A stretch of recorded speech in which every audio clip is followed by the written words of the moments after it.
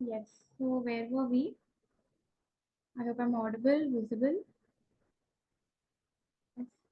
Hmm.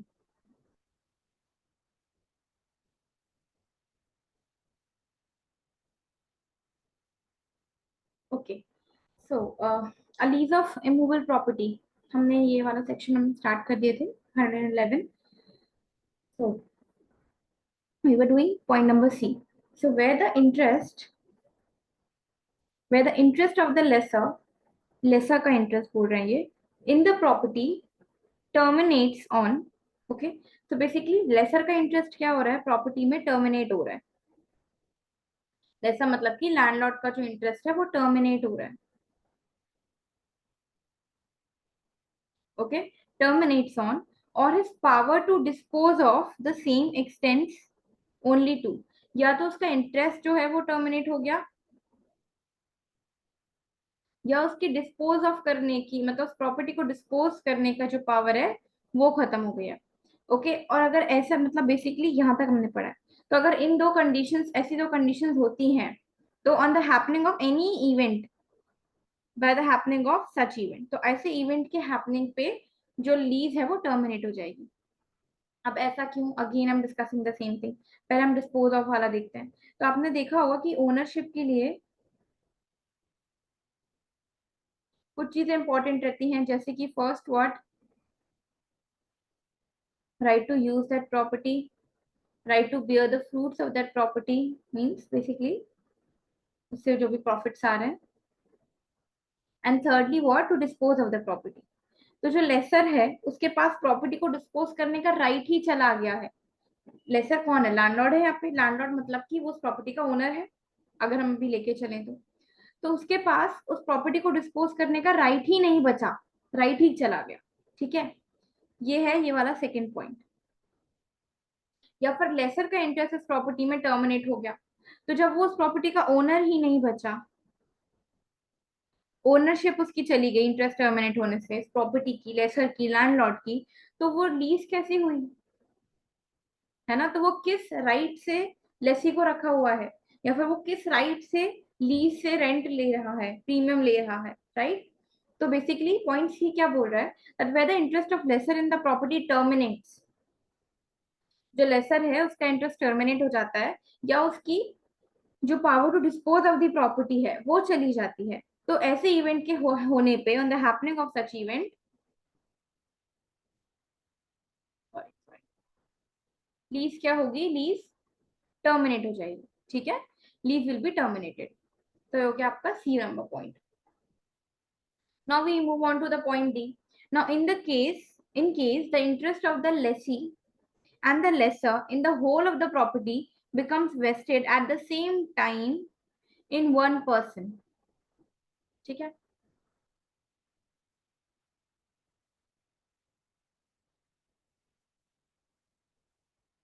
Point D को आप अगर शॉर्ट में लिखोगे ना, तो ये क्या पॉइंट है, ये पॉइंट है मर्जर ऑफ राइट्स. अब ये मर्जर ऑफ राइट्स क्या है, मतलब ये क्या बोल रहे हैं, द इन द केस में द इंटरेस्ट, लेसर का इंटरेस्ट बेसिकली, एंड लेसी का इंटरेस्ट पूरी ही प्रॉपर्टी में एक समय पे एक ही इंसान में हो जाता है. ठीक है. इसका मतलब कि ए है, वो लेसर भी है और वो लेसी भी है. एक समय पे दोनों राइट एक ही पर्सन को मिल गए तो लीज टर्मिनेट हो जाएगी. ठीक है. इसका बहुत सिंपल सा एग्जांपल दे रही हूँ. फॉर एग्जांपल, अगर कोई लोग, एक फैमिली वो इस घर में रह रही है. ठीक है. अब उनको ये घर इतना पसंद आ रहा है, वो यहाँ पे 10 साल से रह रहे हैं. उन्होंने ये घर खरीद लिया, लैंडलॉर्ड से उन्होंने ये घर खरीद लिया. सो नाउ व्हाट, तो वो तो इसके ओनर बन गए ना, तो वो अभी तक लेसर थे, सॉरी अभी तक वो लेसी थे. अब उन्होंने वो घर खरीद लिया, तो वो उस घर के, क्योंकि उन्होंने खरीद लिया, वो ओनर हो गया, तो वो लेसर भी बन गए. तो लेसर लेसी दोनों का इंटरेस्ट एक ही पर्सन में एक टाइम पे एक इंसान को मिल जाए तो लीज टर्मिनेट हो जाएगी. ठीक है. आपको कुछ चीजें बस ऐसी ही याद रखनी है. देन बाय एक्सप्रेस सरेंडर, ठीक है, that is to say, in the case the Lesi yields up his interest under the lease to the lessor, by mutual agreement between them, मतलब बेसिकली जो लेसी है वो सरेंडर कर देता है लीज। बेसिकली लेसी ने सरेंडर कर दी, मतलब लीज छोड़ दी कि मैं अब आपका लेसी नहीं हूँ, मुझे ये लीज की आवश्यकता नहीं है, मैंने अपने राइट सरेंडर कर दिए। सो इसका मतलब क्या हुआ, एक्सप्रेस सरेंडर कर दिया। और म्यूचुअल, आप देखो इसका मैनर भी लिखा है कैसे, बाय म्यूचुअल एग्रीमेंट। ठीक है ना। तो अगर एक्सप्रेस सरेंडर होता है, किसके द्वारा होगा, ये याद रखना, लेसी द्वारा होगा। उसने अपना इंटरेस्ट पूरा उठा लिया, वापस कायमी ले लिया, उसने अपना इंटरेस्ट ले लिया लीज के अंडर का लेसर से। तो basically by mutual agreement lease जो है वो सरेंडर हो जाएगी, मतलब लीज खत्म हो जाएगी। अब एफ वाला पॉइंट क्या कह रहा है,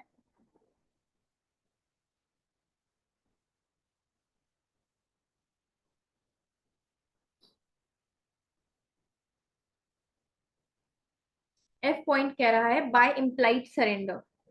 ठीक है। इम्प्लाइड जैसे अभी हमने इसके पहले एक्सप्रेस सरेंडर पढ़ा था, उसी के तरीके से this is your implied surrender. ठीक है। सो इम्प्लाइड सरेंडर में क्या है, एक्सप्रेस और इम्प्लाइड, यू नो। तो एक्सप्रेस क्या होता है, ये भी आपने इंडियन कॉन्ट्रैक्ट एक्ट में आपने एक्सप्रेस और इम्प्लाइड बहुत अच्छे से पढ़ा होगा।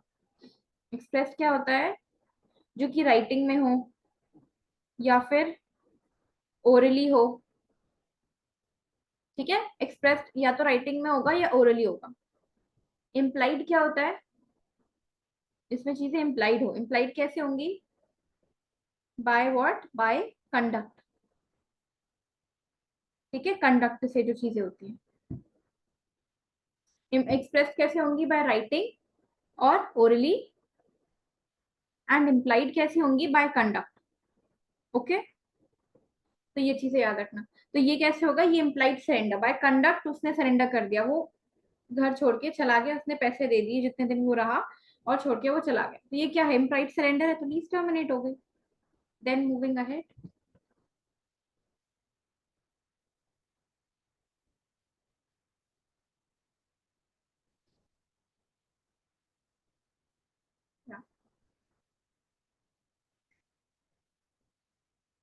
Bye forfeiture. अब ये पॉइंट्स आखिरी के दो इंपॉर्टेंट है। क्या पॉइंट्स है ये, point number G is important. Forfeiture करने से लीज खत्म हो जाएगी। कैसे होगी, हम उसको आगे पढ़ते हैं। हम्म, हाँ एक चीज याद रखना, फोर फीचर जो पॉइंट जी है, इसके साथ हमारा भी सेक्शन 112 चलेगा।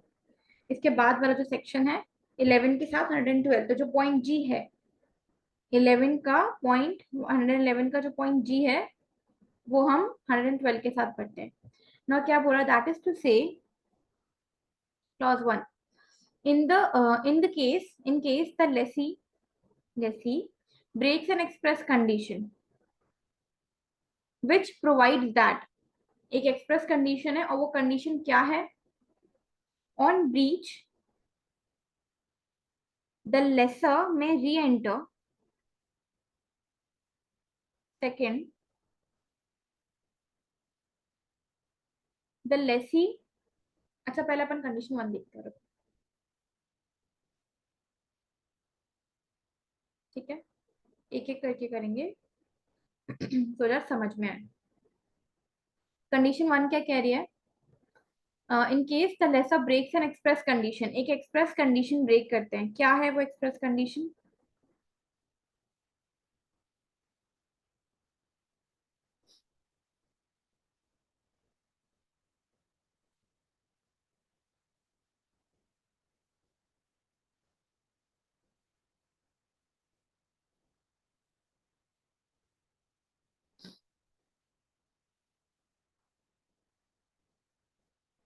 ठीक है। तो एक एक्सप्रेस कंडीशन लगा रखी है, और वो एक्सप्रेस कंडीशन क्या है, which provides that on breach of, किसी भी एक्सप्रेस कंडीशन के ब्रीच पे जो लेसर है उसको राइट टू री एंटर मिल जाएगा। ठीक है। कोई भी एक ऐसी एक्सप्रेस कंडीशन है जिसका अगर ब्रीच हुआ तो राइट टू री एंटर मिल जाएगा, तो फोरक्लोजर हो जाएगा। ठीक है। देन सेकंड क्या है, in case the lessee renounces character as such by setting up a title in third party, third person, or by claiming title in himself। ये बहुत इंपॉर्टेंट क्लॉज है, मतलब बहुत ज्यादा इंपॉर्टेंट क्लॉज है, and I tell you why. Because ये जो second clause है ना, 111 जी क्लॉज नंबर 2, या कोई सा भी लैंड रेवेन्यू कोड पढ़ लें उठा के, ठीक है, आप लिमिटेशन एक्ट पढ़ लें, उन दोनों में ये वाला जो एमपी एकोमोडेशन एक्ट हो या एमपी एलआरसी हो या फिर कहीं और का एलआरसी एकोमोडेशन एक्ट हो या लिमिटेशन एक्ट हो, ये वाला जो पॉइंट है ये इसलिए इंपॉर्टेंट है क्योंकि ये पॉइंट बनता है बेसिस काय का इस प्रोविजन का जो अभी हम पढ़ने वाले हैं, ठीक है। तो अगर आप जब भी कोई सा भी लैंड रेवेन्यू कोड पढ़ोगे तो ये सेक्शन जरूर पढ़ोगे, और अगर आपने ये सेक्शन आप पहले पढ़ लिए हो तो इस सेक्शन के साथ एमपीएलआरसी फॉर एग्जांपल अगर हम एमपी लें तो एमपी अकोमोडेशन एक्ट, ठीक है, उसके अलावा लिमिटेशन एक्ट, ये सारे एक्ट साथ में चलते हैं, ठीक है। ये जितने भी इनके प्रोविजन होंगे रेड विद दिस, या ये provision read with this provision, ठीक है। तो ये एक बहुत इंपॉर्टेंट क्वेश्चन, बहुत बहुत इंपॉर्टेंट क्लॉज है, ये आपको जनरली भी पता होना चाहिए,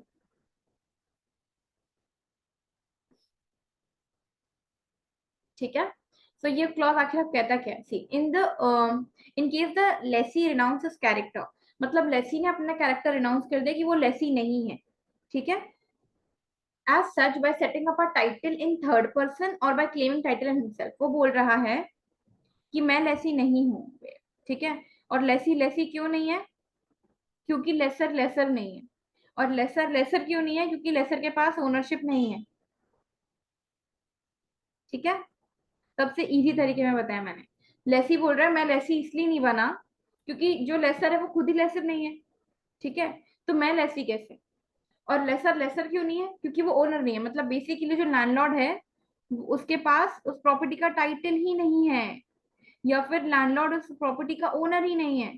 तो जब वो ओनर नहीं है तो उसने किस राइट से मुझे लीज पे दिया, या फिर किस राइट से मैं लेसी बना, जब ये ओनर ही नहीं है प्रॉपर्टी का तो ये लीज पे नहीं दे सकता, और जब ये लीज पे नहीं दे सकता तो फिर मैं लेसी कैसे बना, राइट।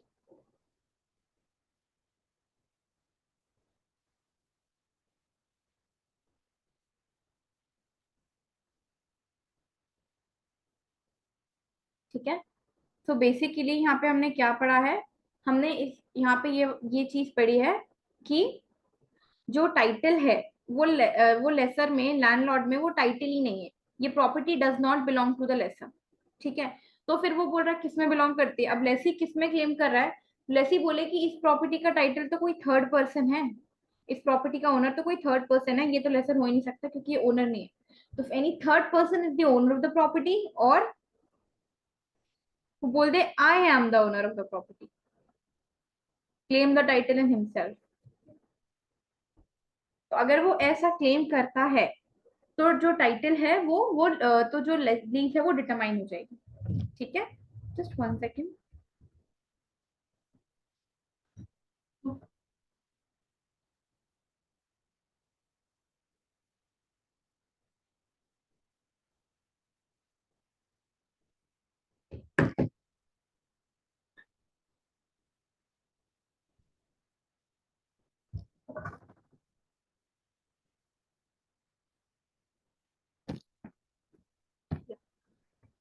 ठीक है, तो इन्होंने ये ग्राउंड रख रखा है कि जो लेसर है, जो लेसी है, बेसिकली जो टीनेंट है, इजी वर्ड्स में मैं बोलूँ तो टीनेंट क्या बोले कि प्रॉपर्टी का टाइटल, प्रॉपर्टी का ओनर लेसर नहीं है, वो तो कोई थर्ड पर्सन है, या फिर मैं खुद ही ओनर हूँ इस प्रॉपर्टी का। तो अगर उसने इस तरीके का कोई भी क्लॉज उठाया, इस तरह का कोई भी उसने आर्ग्यूमेंट उठाया तो लीज टर्मिनेट हो जाएगी, ठीक है। अब हम क्यों कर रहे हैं ऐसे लीज को टर्मिनेट, हमने ग्राउंड क्यों बनाया है, पहले हम थर्ड वाला पॉइंट और पढ़ लेते हैं। अच्छा ठीक है, पहले हम इस ग्राउंड को कंप्लीट करते हैं, ठीक है। क्यों बनाया हमने ऐसा ग्राउंड, क्योंकि ऐसे तो कोई भी टीनेंट आएगा और वो आके जो प्रॉपर्टी का ओनर है जिससे उसने लीज पे ली है वो उसी के ही टाइटल को क्वेश्चन कर देगा, तो ये जो है ये कॉमन प्रैक्टिस बन जाएगी कि लेसी आके बोल रहा है कि इसके पास तो टाइटल ही नहीं है, लेसा के पास तो टाइटल ही नहीं है, ठीक है। हर टीनेंट फिर यही करेगा, जिस पर्सन के वो घर में रहेगा उसी के टाइटल पे वो क्वेश्चन उठा देगा, करेक्ट। तो ये कॉमन प्रैक्टिस बन जाएगी कि जो टीनेंट है वो लैंडलॉर्ड, जो लैंडलॉर्ड है उसके ही ओनर, उसके ही टाइटल पे वो क्वेश्चन उठाएगा, ठीक है। या तो वो बोलेगा कि मैं ओनर हूँ, या फिर वो किसी और थर्ड पर्सन में करेगा। तो यहाँ पे वो रेंट नहीं देगा, तो यहाँ पे राइट इफेक्ट हो जाएंगे लैंडलॉर्ड के। तो उन्होंने सिंपल बोल दिया है इस चीज को प्रिवेंट करने के लिए कि कोई भी लेसी, ठीक है, कोई भी अगर टीनेंट है तो वो किसी भी जो लेसर है, जो भी लैंडलॉर्ड है, उसका वो टाइटल को इफेक्ट ना कर पाए, उसके टाइटल पे क्वेश्चन ना कर पाए, वो ये ना बोल पाए लेसी आके कि इस प्रॉपर्टी का ओनर वो नहीं है, इस प्रॉपर्टी का ओनर तो कोई थर्ड पर्सन है या फिर मैं ओनर हूँ। तो इस तरीके की प्रैक्टिस से बचने के लिए ये प्रोविजन है कि क्या, अगर इस तरीके से कोई बोलता है तो वो लीज ही टर्मिनेट हो जाएगी। ठीक है, तो बेसिकली जब in the case where the lessee renounces his character as such by setting up a title in third person, कि कोई थर्ड पर्सन इसका टाइटल है, और by claiming title in for himself, या फिर वो क्लेम करे टाइटल खुद में कि या तो मैं हूँ इस प्रॉपर्टी का ओनर या फिर कोई थर्ड पर्सन है, तो ऐसे होने पर जो लीज है वो टर्मिनेट हो जाएगी। ये एक टर्मिनेशन का ग्राउंड है। तो अगर कोई भी लेसी आके ऐसा करता है तो लेसर इस ग्राउंड पे लीज को टर्मिनेट करा सकता है, क्योंकि सी लीज में हम सी जो दो लोग हैं इन्होंने जो कॉन्ट्रैक्ट करा है, लीज करी है, वो इसलिए नहीं करी है कि कौन प्रॉपर्टी का ओनर है कौन नहीं है, डिस्प्यूट अराइज करने के लिए नहीं करी है, ओनरशिप देखने के लिए नहीं करी है। अगर हमको ओनरशिप देखनी होती ना तो हम सेल देखते। सेल में आप कर सकते हो क्वेश्चन कि तुम प्रॉपर्टी के ओनर हो, आप प्रॉपर्टी के ओनर नहीं हो, क्योंकि ओनरशिप शिफ्ट हो रही है ना, एक पर्सन ओनर था उसे दूसरी पर्सन को ओनरशिप जा रही है, तो परचेजर तो देखेगा ही ना कि जिससे मैं प्रॉपर्टी ले रहा हूँ वो रियल ओनर है भी या नहीं है, क्योंकि अगर वो नहीं हुआ तो बाद में जाके उसकी ओनरशिप इफेक्ट हो जाएगी, क्योंकि कोई थर्ड पर्सन आके क्लेम कर देगा प्रॉपर्टी। राइट और रॉन्ग, सेल में ओनरशिप से हम डील करते हैं, इसलिए ओनरशिप चेक भी होती है कि जिससे हम पर्सन से प्रॉपर्टी ले रहे हैं। हमने देखा था rights and liabilities of lessor of buyer and purchaser, जिसमें हमने देखा था ना कि सारे प्रॉपर्टी के जो डॉक्यूमेंट्स हैं वो सारे प्रॉपर्टी के डॉक्यूमेंट्स शो करे, ठीक है, अपना टाइटल के बारे में वो बताए, अगर टाइटल से रिलेटेड कोई क्वेश्चन होता है तो जो सेलर है वो अपना टाइटल से रिलेटेड सारे क्वेश्चन को आंसर करे, रजिस्ट्री और बाकी सारे डॉक्यूमेंट जाके उसको परचेजर को दिखाए। क्यों? क्योंकि हमको ओनरशिप ट्रांसफर करनी थी, तो ओनरशिप जब एकदम क्लीन ओनरशिप होगी तभी वो क्लीन ओनरशिप परचेजर के पास आएगी, इसलिए we were dealing with ownership. अब यहाँ पे लीज का पर्पस क्या ओनरशिप है? क्या लीज का पर्पस ये है कि हम बैठ के ये डिसाइड करें कि लेसर ओनर है नहीं है? नहीं है ना। तो इसीलिए जो स्मूथ फंक्शनिंग ऑफ लीज हो, ठीक है ना, स्मूथली लीज चले, इसलिए ये वाला प्रोविजन है, जिससे कि लेसी जो लेसी होगा अगर वो इस तरीके का कोई भी प्रोविजन उठाता है, वो ये बोलता है कि जो लेसर है उसके पास टाइटल नहीं है, या फिर टाइटल जो है वो किसी थर्ड पर्सन में है या उसमें खुद में है, ऐसा अगर वो कोई भी प्रोविजन उठाएगा तो जो लीज होगी वो टर्मिनेट हो जाएगी। ठीक है, बिकॉज हमारा पर्पस यहाँ पे ओनरशिप डिस्कस करना नहीं है।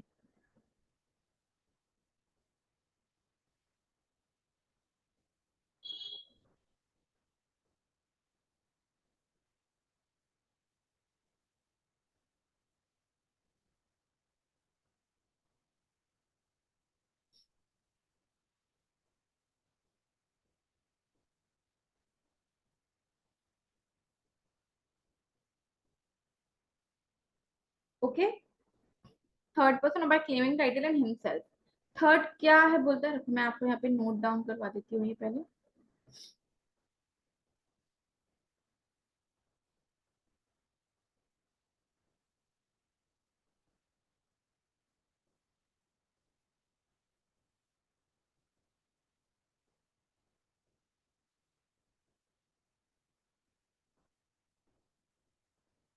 आप इसको शॉर्ट में ऐसे लिख सकते हो जैसे मैं लिख रही हूँ ना, आप इस तरीके से अपनी कॉपी में नोट मेकिंग कर सकते हो।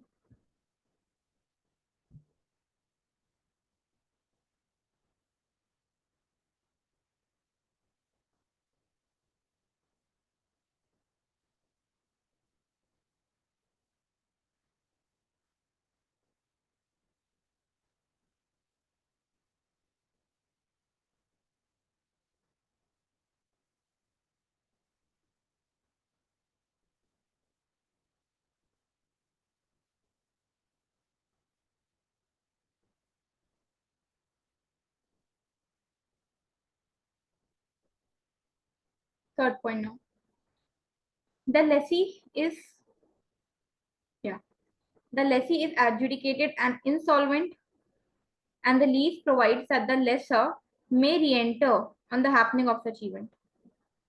बहुत इजी सा है ये, इसमें कुछ भी नहीं है। क्या कि लेसी जो है वो डिक्लेयर हो गया है, ठीक है। लेसी यहाँ पे क्या हो गया है,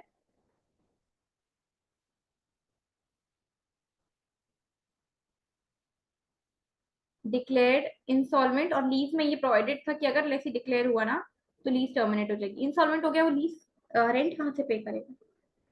ओके, सो ये तीन सिचुएशंस हैं। जो थर्ड वाला पॉइंट है उसमें ये चीज लिखी है, प्रोवाइड द लेसर में री enter on the happening of the event, जैसे कि पॉइंट वन में लिखी गई थी कि अगर ऐसा हुआ तो लेसर री एंटर कर सकता है।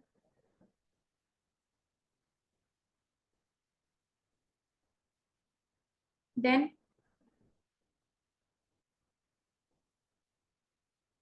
and in any of these cases the lessor or his transferee gives notice in writing to the lessee of his intention of determining the lease, मतलब नोटिस देगा वो टर्मिनेशन का,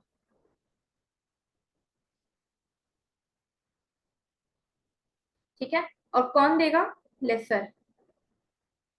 और एक और चीज, ये जो 111 इसमें जो ग्राउंड्स है टर्मिनेशन ऑफ लीज के, किसके बेसिस पे है? लेसर। क्यों? कैसे? मैंने आपको बताया कि ये ग्राउंड सिर्फ लेसर के हिसाब से क्यों है, लेसी के लिए क्यों नहीं है? यहाँ पे वर्ड फोर फीचर यूज किया गया है। फोर फीट कौन करेगा? जिसकी प्रॉपर्टी होगी, प्रॉपर्टी किसकी है? लेसर की है, ठीक है। तो अगर आप ऐसे किसी भी सेक्शन को पार्ट्स में डिवाइड कर करके एक एक सेक्शन, एक एक कंप्लीटली पैरा, एक एक स्टेटमेंट रीड कर करके करोगे, आपको अपने आप सारे क्वेश्चंस के आंसर्स मिलेंगे, ठीक है। और इसके अलावा भी कोई क्वेश्चन बनता है तो आप उस क्वेश्चन का आंसर दे पाओगे। Got it? एक बार हम इसको और देख लेते हैं फिर से, क्योंकि सेक्शन बहुत इंपॉर्टेंट है।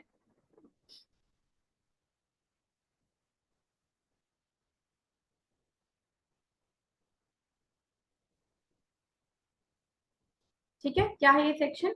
By four feature. तो जो जी वाला पॉइंट है ये फोर फीचर बोल रहा है। फोर फीचर कौन करता है? किसका राइट होता है फोर फीट करने का?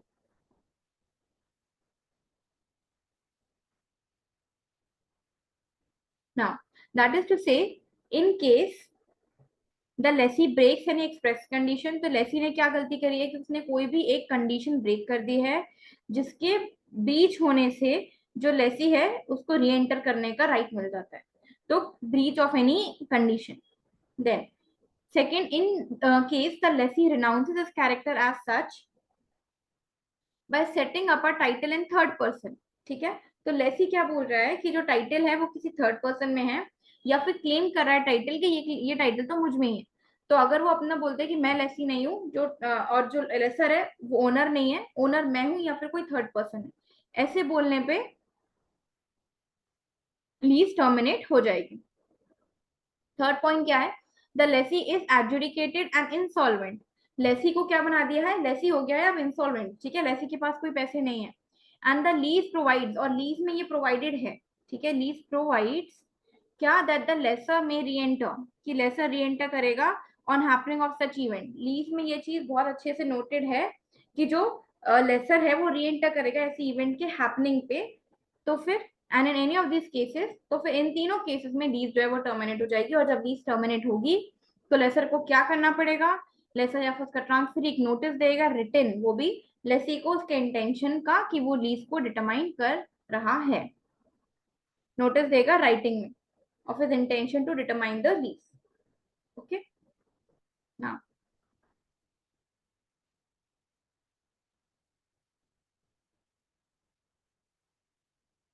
Now we start with the H point. H point क्या बोल रहा है? On the expiration of a notice to determine the lease. अच्छा, एच के साथ आपको इंपॉर्टेंट क्या है? 113। हम ये वाला सेक्शन पढ़ेंगे जब हम एच पढ़ेंगे। एच के साथ हम अभी 13 पढ़ेंगे, 113। On the expiration of notice to determine the lease or to quit or of intention to quit the property lease duly given by one party to another, मतलब एक पार्टी, लेसर या लेसी या लेसी या लेसर, क्या करेगा? नोटिस दे देगा कि मेरे को लीज डिटरमाइन करनी है। हम 106 में पढ़ के आए थे ना, या तो 6 महीने का नोटिस होगा या 15 दिन का नोटिस होगा इन the absence of any contract. तो अगर नोटिस देते हैं लीज को टर्मिनेट करने का या क्विट करने का, उनके इंटेंशन टू क्विट का, the property lease duly given by one party to another, मतलब एक पार्टी दूसरी पार्टी को ही नोटिस दे देगा। 114 11 का क्लॉज एच, मतलब ये नोटिस के बारे में है बस। ठीक है।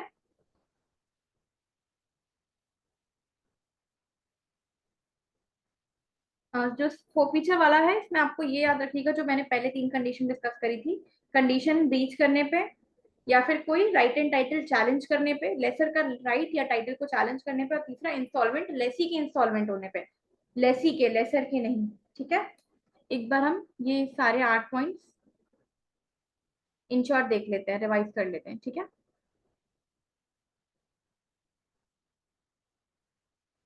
ठीक है, पहला पॉइंट क्या था? इफ्लक्स ऑफ टाइम, मतलब लीज का टाइम कंप्लीट हो गया, कंप्लीशन ऑफ टाइम। ठीक है, लीज का जो टाइम था वो हो गया कंप्लीट, तो लीज खत्म हो गई। दूसरा क्या था? कोई इवेंट हुआ, ऐसी इवेंट हैपनिंग पे कि मैं तो बस रेनी सीजन, जैसे रेनी सीजन खत्म होगा लीज खत्म हो जाएगी, या जैसे ही मेरा 100 स्टॉक्स बिके लीज खत्म हो जाएगी। तो ये क्या है? On the happening of any event lease खत्म हो जाएगी। ठीक है। नाउ लेसर का इंटरेस्ट ही खत्म हो गया उस प्रॉपर्टी में, लेसर ओनर ही नहीं बचा। Interest of lessor determined, lessor का इंटरेस्ट उस प्रॉपर्टी में खत्म हो गया, या फिर डिस्पोज ऑफ करने का इंटरेस्ट चला गया। ठीक है। फोर्थ पॉइंट क्या है? मर्जर ऑफ राइट्स, दोनों लेसर लेसी, दोनों के राइट्स एक में ही मर्ज हो गए। ठीक है, merger of rights. Fifth point क्या है? एक्सप्रेस सरेंडर, कौन करेगा सरेंडर? लेसी करेगा। Express surrender of lease by lessor, express surrender by lessee, lessee ने एक्सप्रेस सरेंडर कर दिया कि मुझे लीज अब नहीं चाहिए, या फिर उसी तरीके का इम्प्लाइड सरेंडर कर दिया।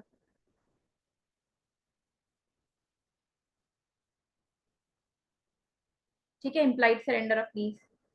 देन जो 8 पॉइंट है उसमें हमने फोर फीचर पढ़ा, by forfeiture. Forfeiture में कोई कंडीशन ब्रीच हो रही है पहला, या फिर दूसरा पॉइंट क्या था हमारा? टाइटल चैलेंज कर दिया गया है। ठीक है, थर्ड इंसॉल्वेंसी, किसकी इंसॉल्वेंसी? लेसी की इंसॉल्वेंसी। और जो नाइन्थ है by notice, this was six, वही मैंने सोचा 8 ग्राउंड से 9 कैसे हो गए। 1 2 3 4 5, यहाँ पे आएगा 6, this is 6। Okay, this is 7th and this is 8th by notice. ठीक है, तो these are your ground of termination of lease. 111 done. ना इसका एक इलस्ट्रेशन है टू क्लॉज नंबर एफ, मतलब कि इम्प्लाइड सरेंडर वाला, शायद I am not wrong. Clause number F कौन सा है यहाँ पे देखते हैं हम। हाँ, इम्प्लाइड सरेंडर, इसका एक इलस्ट्रेशन है, ये भी देख लेते हैं।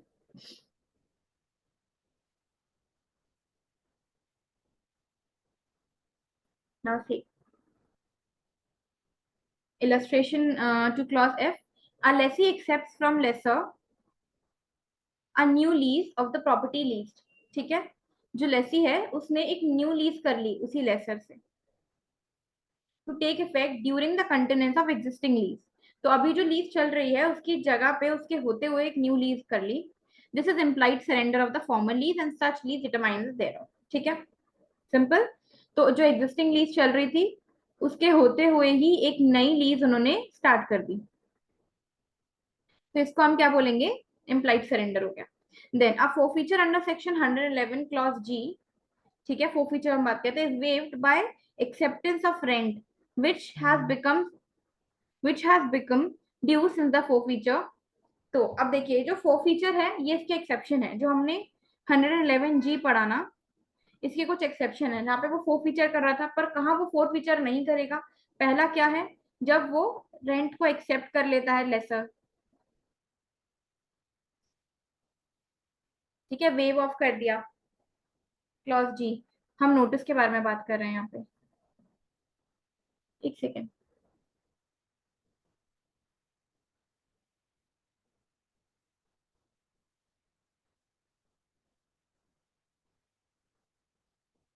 ओके, ओके, फो फीचर में yes,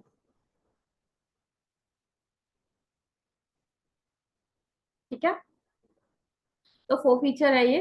तो फो फीचर में कब कब हो सकता है, जब उन्होंने रेंट एक्सेप्ट कर लिया, बाय एक्सेप्टेंस ऑफ रेंट, मतलब ये वेव ऑफ हो जाएगा, ये प्रोविजन नहीं लगेगा। रेंट एक्सेप्ट कर लिया जो कि ड्यू हो गया था सिंस फो फीचर।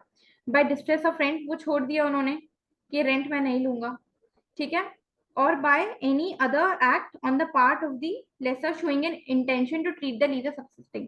तो अगर ये फोफीचर होने के बाद भी वो ये सोच लेते हैं कि मेरे को तो ये इंटेंशन, वो अपना दिखा देते हैं कि मेरे को लीज सब्सिस्ट करना है, मतलब ये लेसर का राइट तो है कि इन सिचुएशंस में वो फोरक्लोज कर ले, और उसके बाद वो अपना कोई भी ऐसा इंटेंशन शो करते हैं जिसमें दिखता है कि लीज उनको सब्सिस्ट करवाना है, लीज अभी भी चलेगी, लीज कंटिन्यू करेगी, तो ये फिर प्रोविजन नहीं लगेगा, ठीक है। फोर फीचर क्या होगा, वेव ऑफ हो जाएगा। तो this the provision of waiving of a forfeiture. Then provided that the lessor is aware that the forfeiture has been incurred, but ये प्रोविजन कब लगेगा, जब लेसर को पता है कि forfeiture हो चुका है, और ये पता होने के बाद वो उसको कंटिन्यू कराना चाहे, अपना इंटेंशन कंटिन्यू करने के लिए, जो उसका इंटेंशन है कंटिन्यू करने का, उसको वो शो करे, ठीक है। प्रोवाइडेड दैट मतलब एक काइंड ऑफ एक्सेप्शन के exception, whether rent is accepted after the institution of suit to reject the lease on the ground of forfeiture, such acceptance is not waiver। तो अगर लेसर ने लेसी को एजेक्ट करने के लिए सूट इंस्टीट्यूट कर दिया है, ठीक है, सूट आ गया, और उसके बाद फिर उसने एक्सेप्ट कर लिया रेंट, तो इस तरीके का जो ये बाद में रेंट एक्सेप्ट करेगा, ऐसा एक्सेप्टेंस वेवर नहीं कहलाएगा, तो वेव नहीं होगा, और फोरक्लोजर का वो जिसने इस पे सूट लाया है दैट विल प्रिवेल, ठीक है, ठीक है। तो फोरक्लोजर अंडर सेक्शन 111G, जब फोरक्लोजर हो रहा है, वो कैसे वेव होगा, रेंट को एक्सेप्ट करने से, ठीक है, या फिर रेंट का डिस्ट्रेस से, या फिर ऑन एनी अदर एक्ट जो कि जिससे कि उसका इंटेंशन लीज को सब्सिस्ट कराने का शो हो, showing an interest intention of the lease to be subsisting, then provided that the lessor is aware that the forfeiture has been incurred, पर लेसर को पता होना चाहिए कि forfeiture incurred हो गया है, provided also that whether rent is accepted after the institution of suit, suit के इंस्टीट्यूट होने के बाद अगर रेंट एक्सेप्ट किया है, to eject the lessee on the ground of forfeiture, such acceptance is not payable। Done? Now let us move ahead।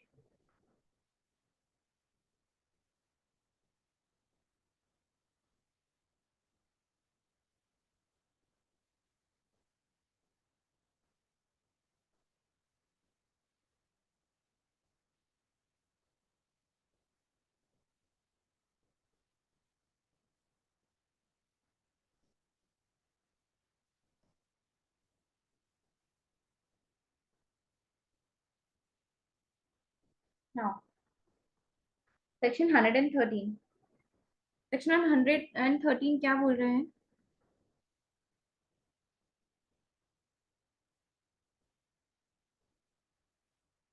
Second guys,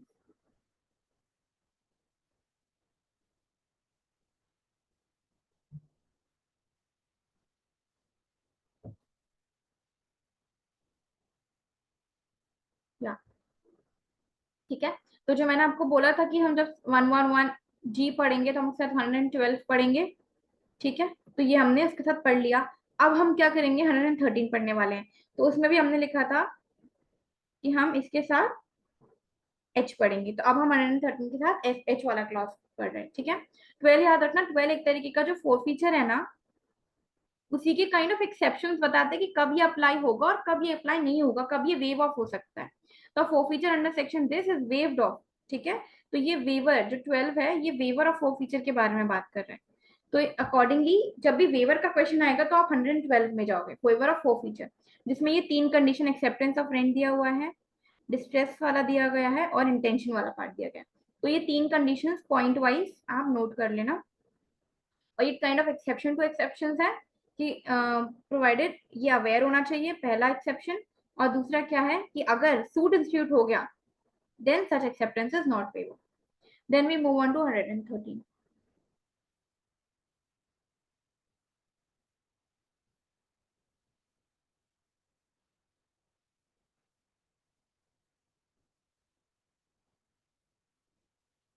113 क्या कहता है, आप देखो, waiver of notice to quit. अब यहाँ पे हम एक नोटिस टू क्विट दे रहे थे,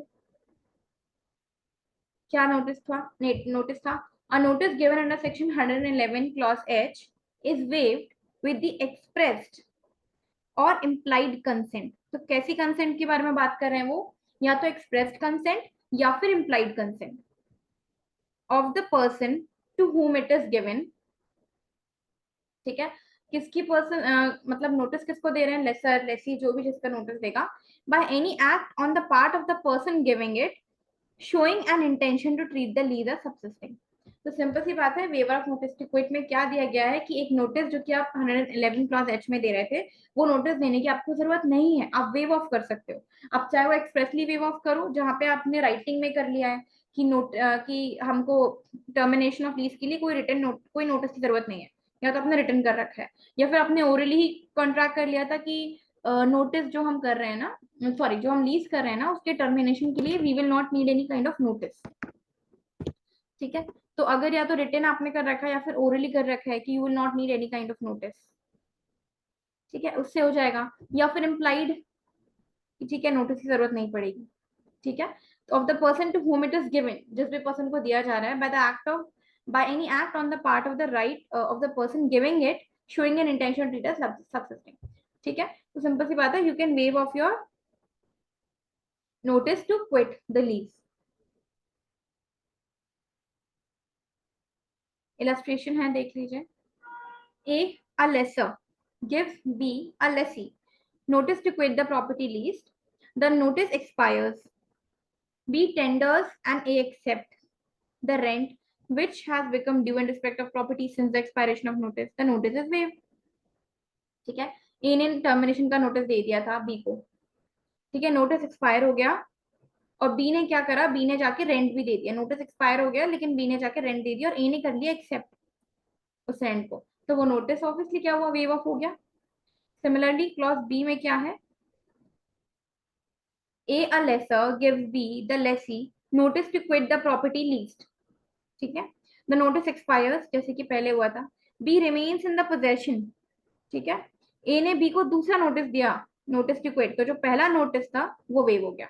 मतलब कि A और B कॉन्ट्रैक्ट में थे, A ने नोटिस दिया B को लीज क्विट करने का, वो नोटिस एक्सपायर हो गया, B अभी भी पोजेशन में ही है, उसने खाली नहीं किया, तो A ने क्या करा फिर उसको ऑब्वियसली दूसरा नोटिस दिया B को क्विट करने के लिए। अब जब उसने दूसरा नोटिस दिया लीज क्विट करने के लिए, तो जो पहला नोटिस था वो डेफिनेटली क्या हो जाएगा, वो वेव ऑफ हो जाएगा। ठीक है, तो पहला notice will be waived of.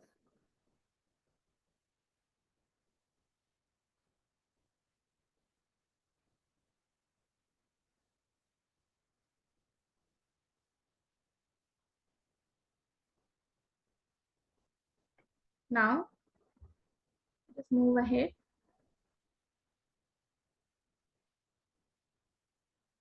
Effect of surrender and forfeiture on under leases. See ये भी इंपॉर्टेंट है, इसको आप अच्छे से समझना। ठीक है, अभी पहले हम पढ़ते हैं, फिर मैं बहुत छोटा सा नोट बना दूंगी, बस वो नोट रखना, याद रहेगा क्या लिखा हुआ है। पहले अपन नोट कर लेते हैं, ठीक है, नहीं तो फिर वो समझने में दिक्कत जाती है। What is the note, first of all, effect of surrender and forfeiture on subleases. तो अब यहाँ पे हम सबलीज के बारे में बात कर रहे हैं।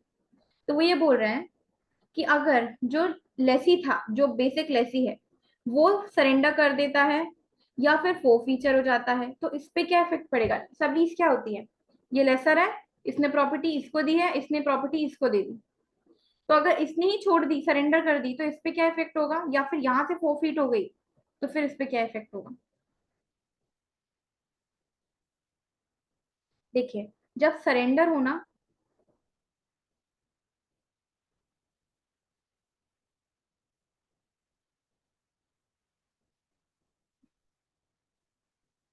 तो no effect on sublease unless, ठीक है, exception,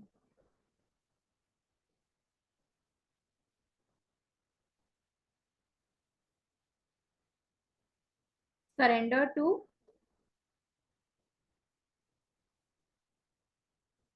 obtain a new lease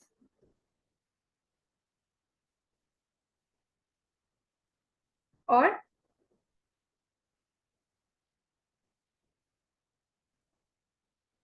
ठीक है,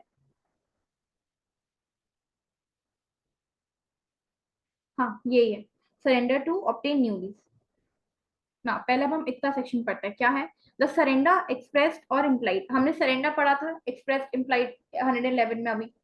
of lease of immovable property does not prejudice and under lease of the property.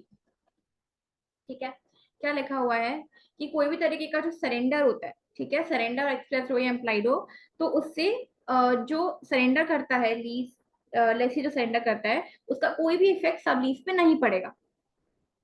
General statement, तो जनरल स्टेटमेंट क्या बोल रहा है, नो इफेक्ट ऑन सब लीज, कोई भी इस पे इफेक्ट नहीं पड़ेगा जो लीज है उसके ऊपर। Now or any part thereof previously granted by the lessee on terms and conditions substantially the same except as amount to the regard to the amount of rent as those of the original lease, but unless the surrender is made for the purpose of obtaining a new lease, the rent payable by and the contracts binding on the under lease shall be respectively payable to and enforceable by the lessor। ठीक है, तो इसके पूरे paragraph में क्या चीज mentioned है, इतनी सी चीज मेंशन्ड है कि अगर सरेंडर होता है तो उसका कोई भी इफेक्ट सबलीज पे नहीं पड़ेगा। सबसे पहले नो इफेक्ट ऑन सबलीज, पर सबलीज पे कब इफेक्ट पड़ेगा, जब लेसी ने अपनी लीज को सरेंडर करी हो, किस पर्पस के लिए, एक नई लीज ऑब्टेन करने के लिए, या फिर there is a change in the amount of rent.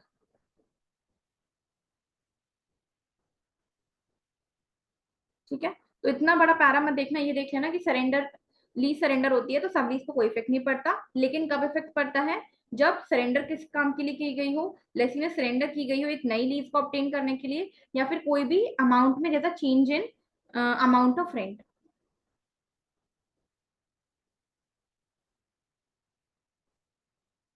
ठीक है, देन अब हम बात करते हैं फोरक्लोजर के बारे में। फोरक्लोजर पे क्या इफेक्ट पड़ेगा, चलो राइट है।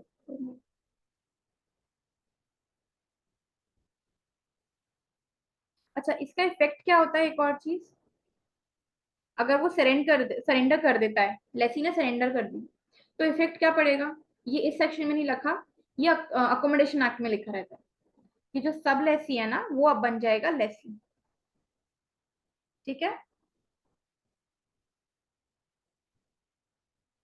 ठीक है, इसका इफेक्ट इतनी सी चीज है अकोमोडेशन एक्ट में कि effect of termination of lease, तो जो सब लेसी है वो, जो सब लेसी है वो लेसी बन जाएगा ना। फोर फीचर,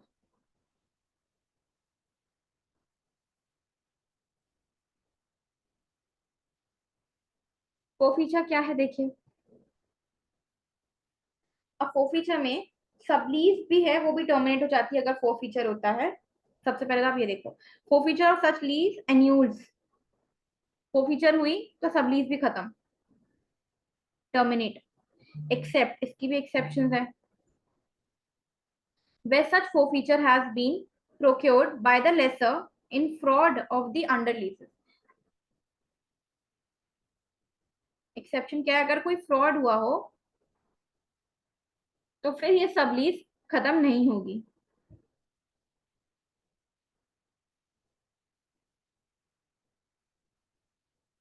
ठीक है, तो फोरफीचर में जनरली जो सब लीज है वो खत्म हो जाएगी, लेकिन अगर कोई फ्रॉड हुआ है on the part of lessor तो सब लीज खत्म नहीं होगी। ठीक है, इजी, बस आप इतना याद रखना जितना मैंने इसमें बताया गया है। मैंने आपको बताया कि सरेंडर का कोई इफेक्ट नहीं होता सब लीज पे, नो इफेक्ट। कब तक नहीं होगा, अगर सरेंडर एक नई लीज ऑब्टेन करने के लिए है या फिर there a change in amount of rent. तो अगर नई लीज के लिए है या फिर कोई भी रेंट अमाउंट में चेंज होता है तो सरेंडर का इफेक्ट क्या होगा, सब लीज भी टर्मिनेट हो जाएगी, वरना नहीं होगी। और इफेक्ट क्या होता है कि सब लेसी लेसी बन जाता है। यहाँ पे फोर फीचर का इफेक्ट क्या है, फोर फीचर होगा जैसे ये था सरेंडर, इस पे कोई इफेक्ट नहीं पड़ रहा था, पर यहाँ सब लीज खत्म हो जाती है। ठीक है, और एक्सेप्शन क्या है इसका, कोई फ्रॉड। चलो नाउ लेट्स स्टार्ट विथ इन दो सेक्शंस। हाँ, effect of folding over.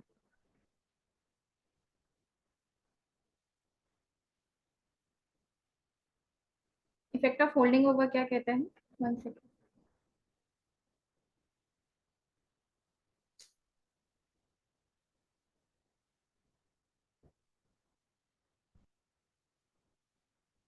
Effect of folding over में क्या है?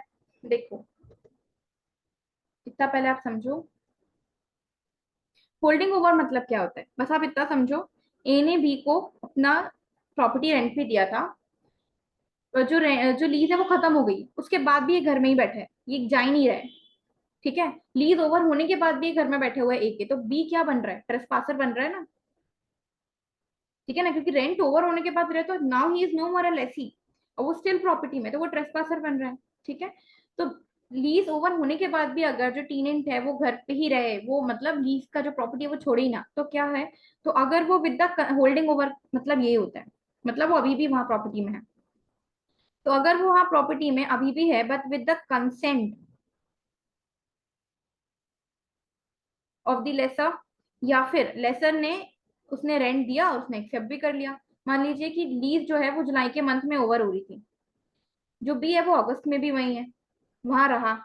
ठीक है, उसकी कंसेंट तो नहीं थी, बट उसने सितंबर 1 को ना अगस्त का रेंट पे कर दिया और इन्हें ले लिया, तो क्या मानेंगे? Acceptance of rent. तो माना जाएगा कि जो इन दोनों सिचुएशन में जो लीज है वो कंटिन्यूड है। ठीक है, इसमें हम मानेंगे कि लीज कंटिन्यू है। एंड मान लीजिए कि without the consent of lessor, बिना लेसर के कंसेंट के वो अभी भी है, तो फिर जो लेसी है वो क्या बन जाएगा? वो ट्रेसपासर बन जाएगा। ठीक है, आई बात समझ में? सिंपल सी चीज है कि विद द कंसेंट या फिर रेंट एक्सेप्ट करके रह रहा है, तो मानेंगे कि लीज कंटिन्यू हो गई, होल्डिंग ओवर हो गया, नहीं तो वो ट्रेसपासर बन जाएगा। If a lessee or under lessee for property remains in the possession thereof after the determination of the lease granted to the lessee, the lessor or his legal representative accepts the rent from the lessee or under leases or otherwise assents। तो दो चीज हो गई, हमने दो terms पढ़े। क्या क्या टर्म्स पढ़े हमने? एक तो असेंट का टर्म है, और दूसरा क्या है? Accept the rent. ठीक है, accept the rent from the lessee or under lessee, otherwise assents. तो in the absence of any agreement to the contrary, renew from year to, अगर ईयर टू ईयर है तो ईयर टू ईयर रिन्यू हो जाएगी, month two month है तो month two month renew हो जाएगी, अकॉर्डिंग टू द पर्पस, जिस पर्पस के लिए वो प्रॉपर्टी को लीज पे दिया गया था, as specified under section 106।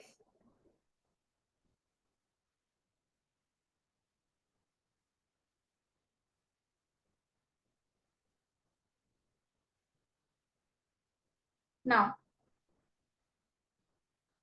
illustration: A lets a house to be for 5 years, B underlet C monthly rent पे, 5 years का पीरियड एक्सपायर हो गया, C continues in the possession in the house, और ए को रेंट पे कर रहा था, जो लीज है वो रिन्यू हो गई, मंथ टू मंथ थी तो मंथ टू मंथ रिन्यू हो गई।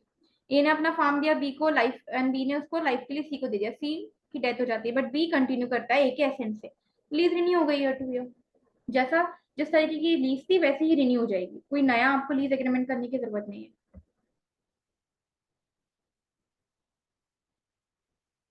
Moving ahead, last section of a transfer of property act, और यहाँ हमारा ट्रांसफर ऑफ प्रॉपर्टी एक्ट खत्म। ठीक है,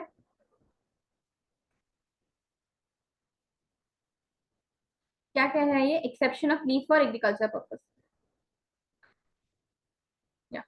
None of the provision in this chapter applies to lease for agricultural purpose पे apply नहीं करता, except in so far as the state government may by notification published in official gazette declare all or any of such provisions to be so applicable in the case of all or any of such leases, together with subject to those of local law in any of the time being in force. Such notification shall not take effect until the expiry of 6 months from the date of its publication।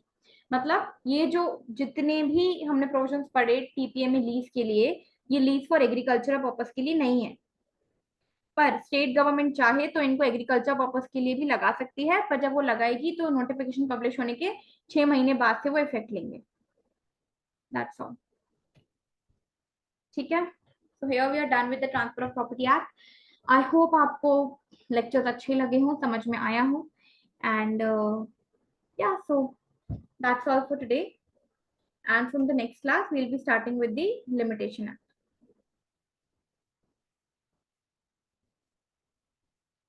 Thank you so much.